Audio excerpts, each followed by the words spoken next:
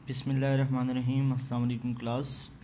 आज second chapter है current electricity, और करंट इलेक्ट्रिसिटी में हम सबसे पहले स्टेडी इलेक्ट्रिक करंट के बारे में बात करते हैं।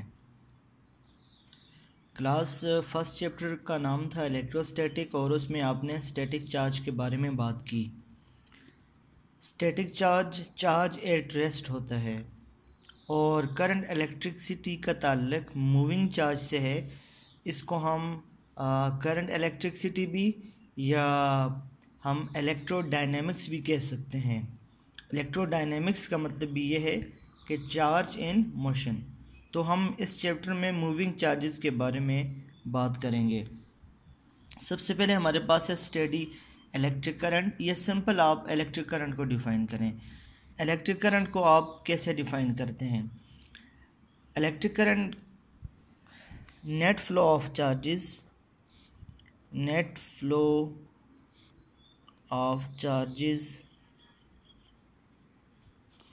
is called electric current.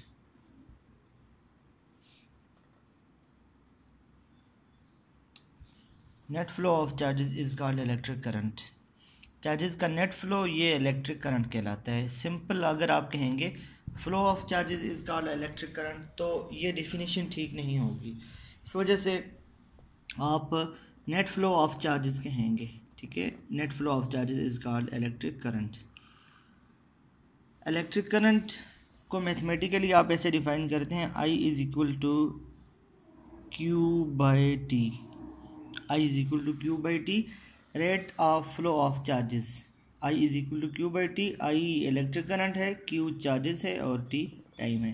Rate of flow of charges is called electric current. यानी यही है कि जो चार्जेस गिवन टाइम में जितना फ्लो करते हैं उसको आप इलेक्ट्रिक करंट कहते हैं। यहाँ से आप चार्ज को डिफ़ाइन करें तो Q is equal to I into T आ जाएगा, ठीक है। यहाँ जो मैथमेटिकली एक पॉइंट है वो ये है कि क्योंकि बेसिकली ये I is equal to D Q by D T है, ये ऐसे है, तो चार्ज तो कांस्टेंट होता है। आपने फर्स्ट चैप्टर का फर्स्ट टॉपिक ही था क्वांटाइजेशन ऑफ चार्ज और कंजर्वेशन ऑफ चार्ज। तो चार्ज कंजर्व्ड है और कांस्टेंट का डेरिवेटिव तो हमेशा ज़ीरो होता है। तो जब भी आप ये लेंगे आपके पास आंसर ज़ीरो आएगा, तो करंट की तो कोई वैल्यू नहीं आएगी आपके पास, ठीक है। क्वेश्चन ये है कि derivative of charge is zero because charge is a conserved quantity. ये कांस्टेंट है, जब चार्ज कांस्टेंट है तो इसका डेरिवेटिव हमेशा ज़ीरो आ जाएगा। तो उसके लिए हम ऐसा करते हैं कि डी बाई डी टी को ऐसे रखते हैं। क्यू बेसिकली इक्वल होते हैं एन ई के, तो एन ई को पुट करते हैं। ई कांस्टेंट है, ई को बाहर ले लें, D by D T of N. तो नंबर ऑफ चार्जेस जो कांस्टेंट नहीं है, ये बेसिकली इनडायरेक्टली ये इक्वेशन इस तरह बन जाती है जिसकी वजह से आंसर ज़ीरो नहीं आता, ठीक है। वरना इस इक्वेशन से डायरेक्ट ये आंसर ज़ीरो आ सकता है। तो क्लास ये हमारे पास करंट की बुनियादी इक्वेशन होगी। हमने डिफिनीशन में बात की current is flow of charges. अब चार्ज दो किस्म के हैं, पॉजिटिव चार्ज भी हैं और नेगेटिव चार्ज भी हैं। करंट किस चार्जेस का फ्लो को कहते हैं? पॉजिटिव चार्ज के फ्लो को कहते हैं या फिर नेगेटिव चार्ज के फ्लो को कहते हैं? तो पॉइंट याद रखें, current may be due to flow of positive as well as negative charge। Current positive charges के फ़्लो का नाम भी है और करंट नेगेटिव चार्जेस के फ़्लो का नाम भी है, दोनों हो सकते हैं। करंट में भी due to flow of positive as well as negative charge, तो दोनों चार्जेस के फ़्लो का हम कह सकते हैं। फॉर एग्ज़ाम्पल आप देखें, जो मेटल के केस है, जो मेटल का केस है, मेटल में ड्यू टू इलेक्ट्रॉन। मेटल के केस में जो इलेक्ट्रिक करंट है वो due to flow of free electrons होता है। तो मेटल में सिर्फ नेगेटिव चार्ज कंट्रीब्यूट कर रहा है करंट को, ठीक है, मेटल के केस में। जबकि आप इलेक्ट्रोलाइट्स में देखें, इलेक्ट्रोलाइट्स आप देखें तो इलेक्ट्रोलाइट में आयंस चार्जेस का फ्लो करवाते हैं। जिस तरह आप NaCl को H2O में डिज़ोल्व करें तो Na पॉजिटिव अलग हो जाएगा, Cl नेगेटिव अलग हो जाएगा। तो Na पॉजिटिव भी मूव कर रहा है, Cl नेगेटिव भी मूव कर रहा है, तो due to positive and negative ions. तो इलेक्ट्रोलाइट में पॉजिटिव और नेगेटिव आयंस की वजह से इलेक्ट्रिसिटी होती है, ठीक है, इलेक्ट्रोलाइट्स में। तो इसमें ये प्रूव हो गया कि पॉजिटिव चार्ज भी कॉन्स्टिट्यूट करते हैं इलेक्ट्रिक करंट को और नेगेटिव चार्ज भी कॉन्स्टिट्यूट करते हैं इलेक्ट्रिक करंट को। इसके अलावा आप जो सेमीकंडक्टर्स हैं उसमें भी आप देख लें, सेमीकंडक्टर्स आप physics of solid chapter number 7 में डिटेल में पढ़ेंगे। उसमें भी होल्स होते हैं, होल्स एंड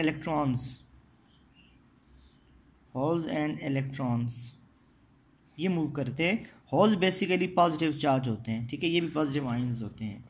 तो क्लास ये 3 एग्जांपल्स मैंने दी।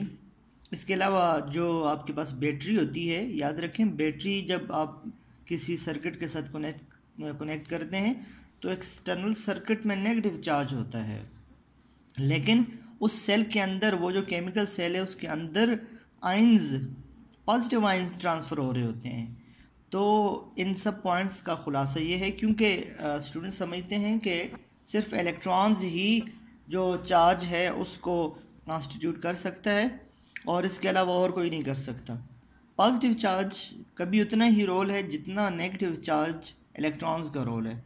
तो इस वजह से ये दोनों इलेक्ट्रिसिटी में कंट्रीब्यूट करते हैं। अब इलेक्ट्रिक करंट को क्लोज करते हैं, इसका यूनिट लिख लेते हैं।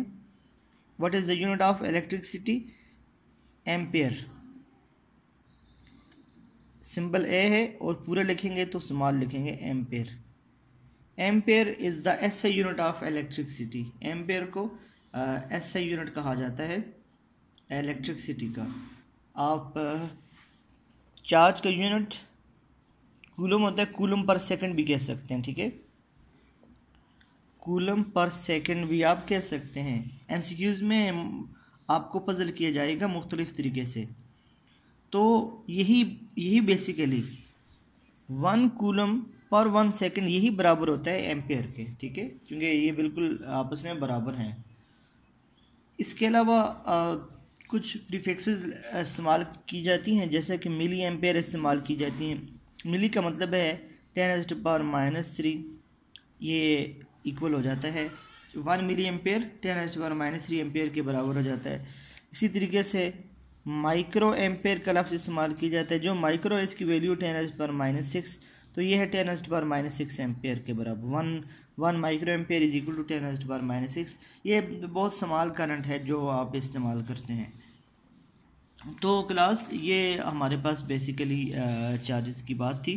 अब क्लास एक बड़ा ही इम्पॉर्टेंट क्वेश्चन इस टॉपिक में है कि direction of electric current, direction of electric current, electric current की डायरेक्शन क्या है? ये बिल्कुल आप देखें ये बहुत ही ज़्यादा पजलिंग क्वेश्चन है। What is the direction of electric current? Electric current positive charge की वजह से भी है, इलेक्ट्रिक करंट नेगेटिव चार्ज की वजह से भी है।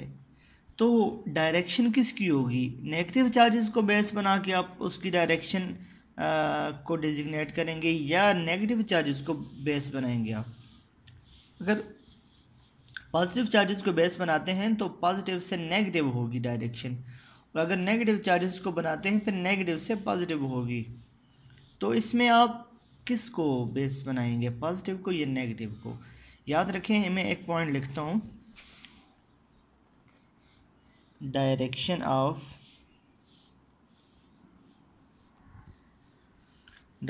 Of conventional direction of conventional current is